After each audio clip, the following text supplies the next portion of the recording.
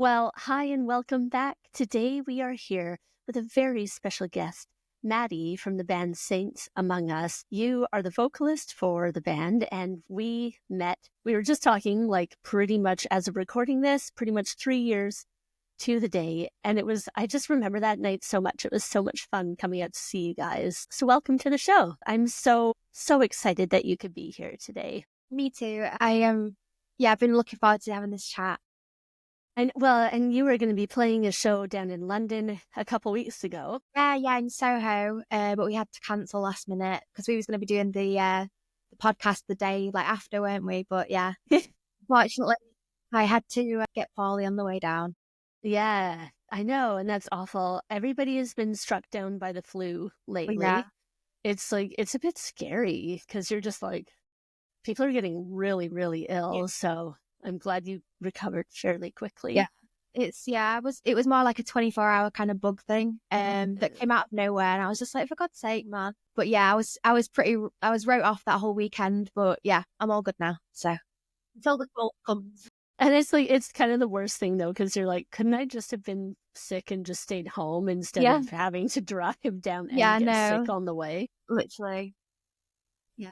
Luckily, we got to, I stayed over at a friend's parents' house, and I just slept the whole day. I literally walked into the house, threw up in the bathroom, and I was like, "Hi, nice to see you. Sorry about my state right now." And then just slept for the weekend, and then drove home. So I guess it's also good too, because you need friends like that will just take you in. They'll embrace you and be like, "I got you," and that's it. So much nicer than like if you had to stay in a hotel. Yeah. Oh, for God. Yeah. Hell no. Yeah.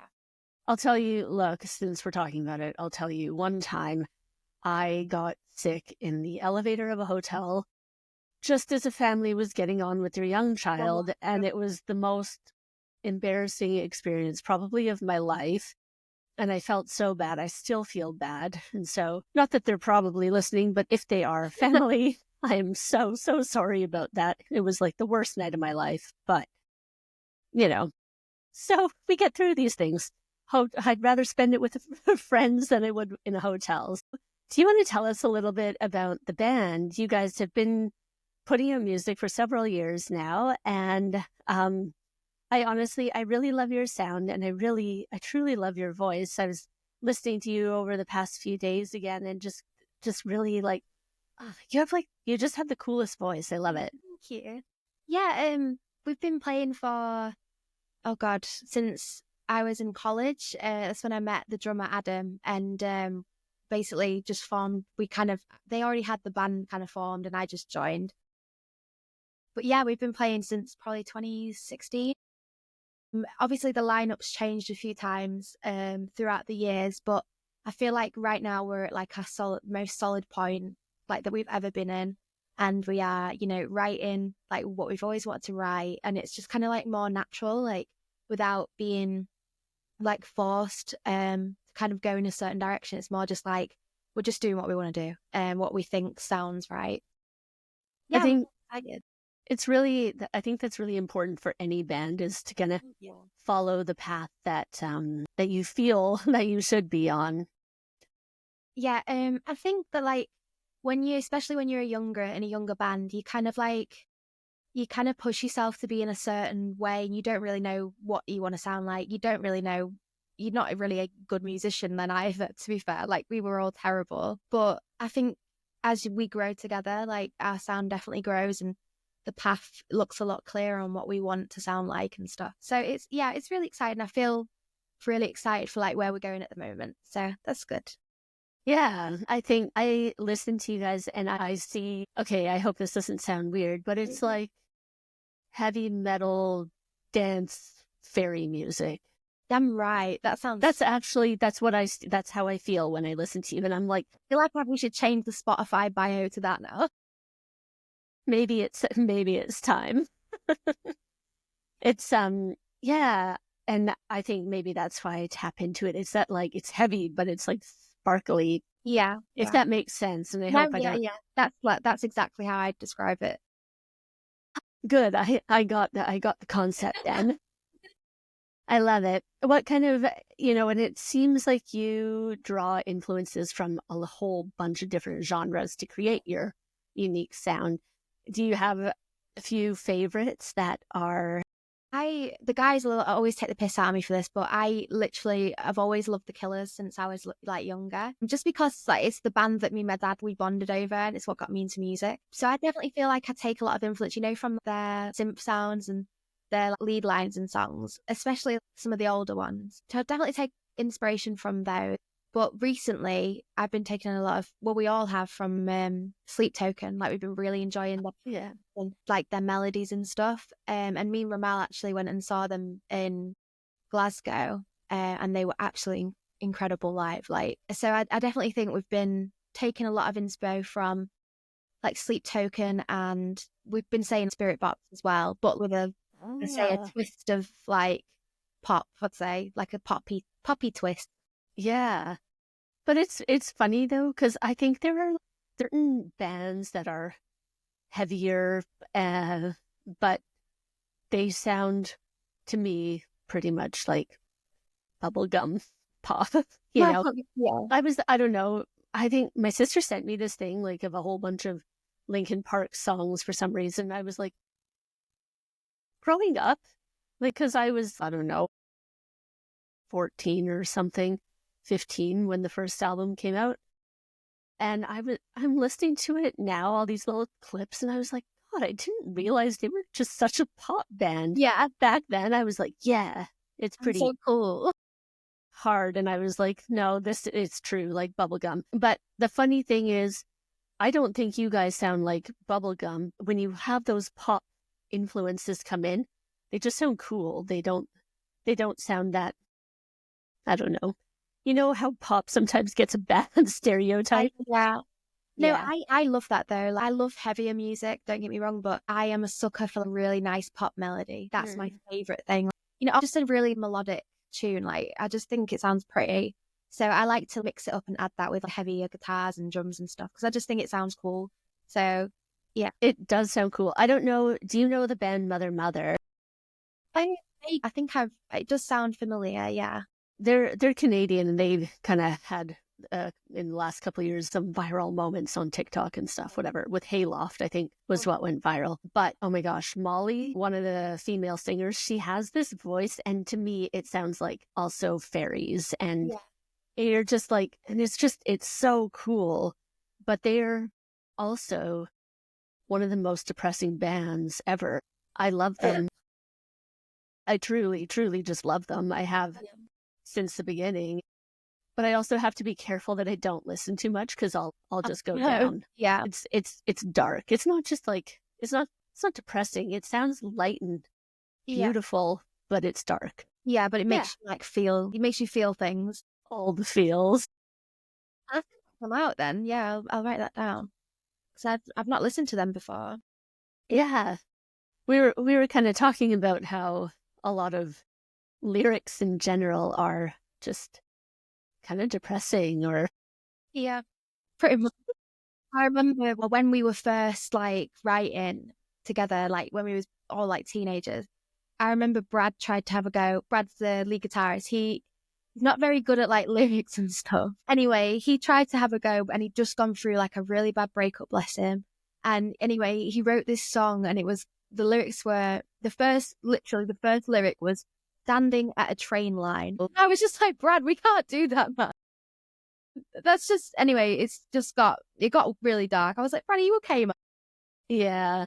So yeah, that was his first attempt at lyrics, bless him. And we didn't add that one to the list of songs in the end. But you know what? I also think I think it's really important that we allow ourselves to feel those feelings. Though. Yeah, definitely. And yeah, it sounds sad to say, but I do think we all have those fleeting thoughts, hopefully fleeting, where we will stand at the train line, And I think it makes us human, though. Oh, yeah, definitely. It was just the way he was going all Morrissey on the lyrics, like with some lovely, like the can't remember what it's called, like a metaphors and stuff. I was like, Brad, Yeah, mate, chill out. But yeah, yeah, it's always, it's because interesting. My gosh. And a lot of your songs too, they have focuses around mental health and healing. yeah, yeah, a lot of them do. We've always tried to have that as our like message for the band. Like, yeah, so we almost use our songs as a bit of therapy, to get the words out. Sometimes you just don't know how to get out in a different way. So right. Yeah. Does it give you basically a safe space to do that then? Yeah. Where is it easier to, let that out through music and lyrics versus, say, going to a therapist or even like Yeah. ringing up your mom and being like, Mom, I need to talk? Oh yeah, for sure. Yeah.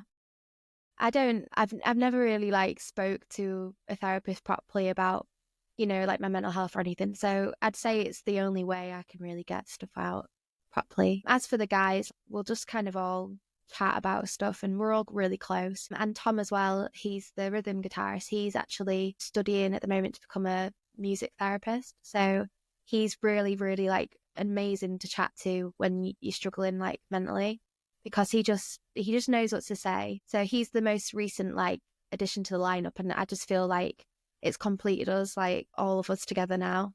So yeah, it's really nice that we have all this close connection to like talk about things together. Do you find that you kind of put those messages of healing into your music? And now that he's in the band as well, will that be something that you focus on, is putting more healing out into the world with music? Yeah, definitely. So, our latest release, Hunger, is actually about the art of Kintsugi. If I'm saying that right, hopefully I am. Yes. Thank you. So which is the art of it's Japanese pottery, which is like where they there's a broken pottery and they replace it or like heal it with gold, like repair it with gold, and it almost signifies like, you know, you could be broken, but you're going to be beautiful at the end of it. Like, there's beautiness in brokenness. Does that make sense? Yeah, there's beauty in Yeah. brokenness. So we actually used that as our theme for Hunger, which we like did in the lyrics as well, and as well with our artwork.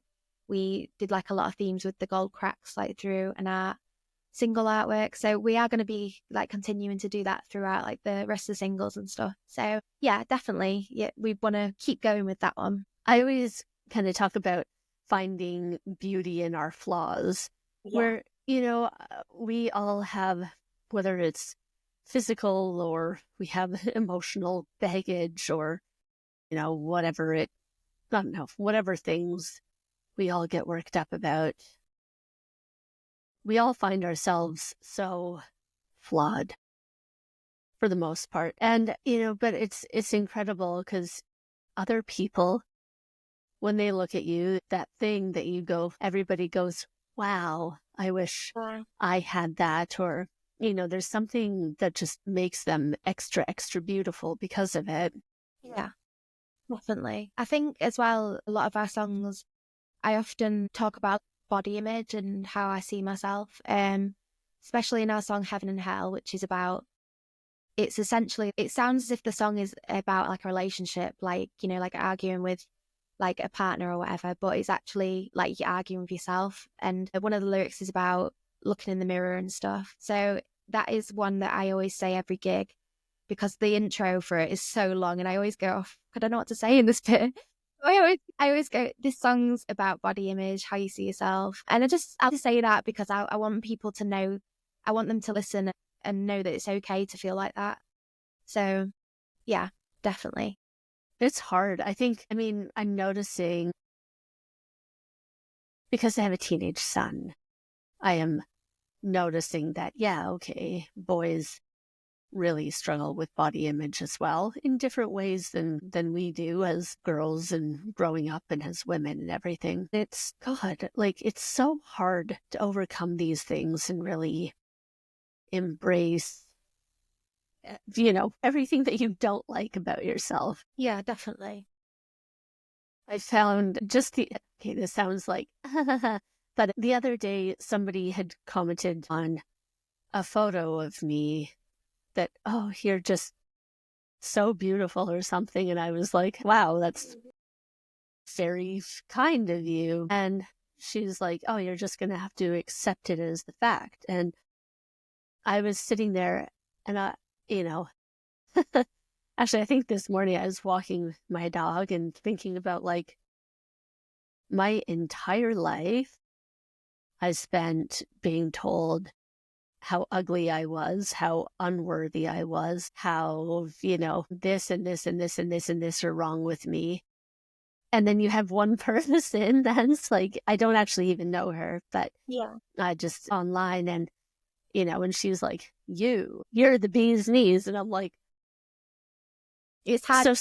Like, yeah, it's like somebody has to be wrong here. Yeah. No. Right? It's a difficult. Sure. But I think as I get older, I definitely like myself more than I did growing up. And but I still have my days. Yeah. Like more often than I'd like to admit. But, Well, it's difficult, especially like the way the world is around you. Social media can be terrible personally for me as well. It can be so bad for me at times. I often find as well on stage, my biggest fear isn't messing up a note or something. It's like, not looking okay or people judging me or, I sometimes get in my own head when I'm on stage and I'll be looking at someone and I'll be like, they're literally looking at me and saying these horrible things. But, it's not, it's just what's in your head. And I find like writing the songs is like a way to, I don't know, get that out a little bit more. Yeah. Yeah, that is probably like my biggest struggle at the moment. With it just puts my confidence down. And to be a front woman, I suppose you have to be really confident and, the center of attention, which I don't really like being, which is unfortunate because I picked this. Yeah. No, but that's really interesting though.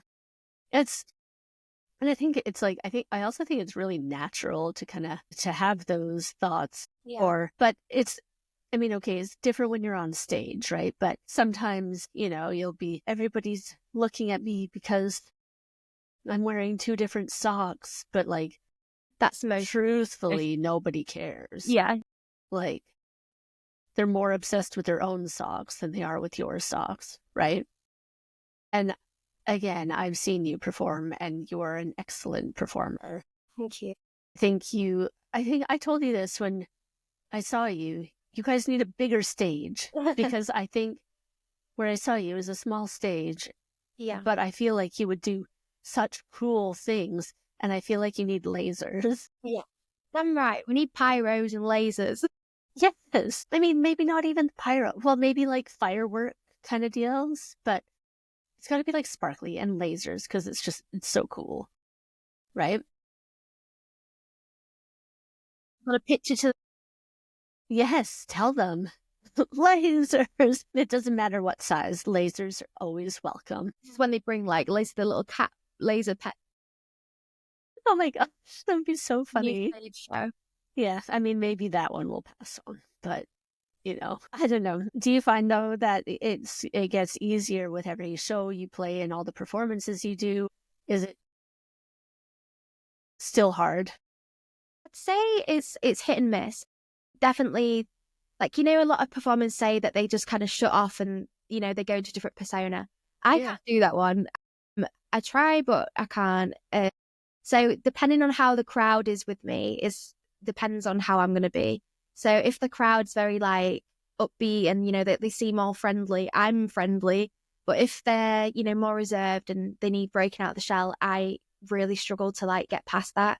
So I just think, oh my God, they all hate me. They all hate us. Like we should just go. But a lot of the times, like I am getting better with it. Like I think a lot of the times you just got to have the confidence and be like, right, this is our music. Not everyone's going to like it, and that's okay. It's just about having fun on stage. So yeah, it's definitely like a learning progress. I've got a lot better since I was younger. I didn't used to move at all on stage. I'd just be stood there like this. But now I can have a bit more fun with it. But I do miss playing my guitar on stage. That was my cover up. But yeah, it was my safety blanket. I would just like hold on to the guitar. But yeah, they all kind of said to me, right, Maddy, you need to just like go for it, go full front woman mode. And I just tried, and I'm still I'm still getting better at it, but I've got a lot of learning to do in the same aspect as well. So yeah, it's cool. That is really cool, though. I think, we find out how strong we are when we push our boundaries and like jump out of our comfort zones. And it's, and then when you come through the other side, maybe you didn't wind up like over here where you wanted to. Maybe you wind up like here. But you're still closer to the end result. Exactly. And you still have to be really, really proud of that. Yeah. You know what? It takes a lot of fucking guts to do that. I couldn't do it. I couldn't do it without the boys. Like the lads, like they're just amazing for it. Like I've done like solo gigs before many a time, and it's just I get more nervous for them. I don't know why, because usually they're just like acousticy kind of, like I'm doing covers. I'm not even doing original songs, and I get probably more nervous for them than I do for like our sets. So yeah, it's a weird one. No, I think it makes sense though. Because then it is 100% just you versus you've got everybody surrounding you. Yeah. Yeah. But it's, I also think the people that sit there and if they do have bad things to say, you wouldn't catch them dead on stage ever. They're kind of jealous. And you know what? And it sounds almost cliche in a way saying that, like, oh, they're just jealous. But usually that's what it is because they're not doing it or they couldn't do it. Right? Yeah. Yeah, I suppose so. Yeah. Because I'm definitely not a bad performer. That's for sure. Thank you. I'll try. I need to just get more confident with it. It's just something that you have to just keep doing, I suppose. Do you have any specific things that have helped you gain confidence? I'd just say just doing it over and over again until it doesn't, feels too scary anymore. Like when I first used to gig when I was younger, so probably like my teens, before every gig I used to have like panic attacks and like I'd actually have to be sick like before I could go on the stage. But I've come like a long, long way since then with stage. Like now I just kind of like psych myself up and then get straight on. Yeah. I think when you're waiting around for something, yeah, like it builds up the suspense in me and I'm like, oh my God. But yeah, I don't really get like that anymore, to be fair. I'm a lot better. So that's, but it's really interesting though. Yeah, I found as well writing the set down, like, so I will have our set list obviously, but then I'll write little notes down on, like, I'm trying to think of the word for it, like prompts down for each section, which is really helpful because like I know like a lot of people think that like performance, like it should all come naturally and it should just be what it is, but for some people it just doesn't, like especially for me, like I'd say I'm more introverted than extroverted, so it is definitely like more of a struggle to be a performer when you're like introverted, sorry. So yeah, I have to write prompts down and kind of like know what I'm going to be saying, otherwise I will just stumble across my words or I'll just shut down and go really quiet. Yeah, they're definitely more helpful doing those pairing. So yeah, no, absolutely. And you know what? How many artists use literal teleprompters for their lyrics? They're essentially, I guess if you want to say it that way, they're essentially singing karaoke where they've got their lines come up, right? There's nothing wrong with that. No. So having a little cue, a few cues and prompt words to help you. Yeah, definitely. And that helps make it look more natural too. Yeah. Where you go, oh yes, blah, blah, blah, blah, blah. Yeah. And now for our next song kind of deal. Yeah, it's more professional, I suppose, to have a set, like what you're going to say at this time, what you're going to do. Because I suppose a lot of artists as well, like bigger artists, they'll have the in-ear monitors where they'll tell they'll say what you've got to say and then you just repeat it. So I suppose it's just kind of like that, but yeah, not as fancy. No, it's just like low tech versus high tech. Yeah, I'm right. It's totally fine. I love that though. And it's amazing to see the confidence building though. Yeah. I talk about it and sometimes like I started my TikTok account, which truthfully I hardly ever go on. And I keep saying to myself, this is the week, we're going to get back on it. And I mean, I haven't really, but after leaving a very abusive marriage, I felt truly like I had no voice. Yeah.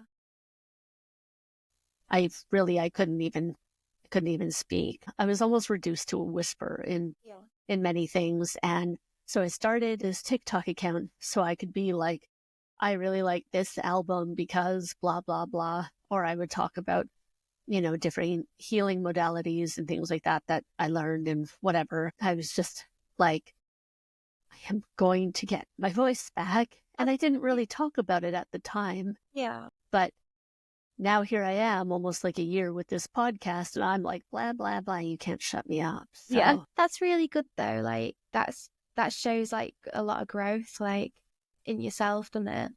But that's it. And it is jumping out of your comfort zone and showing up for yourself and the things that you want to do in your life. Right? And you're doing it. Yeah.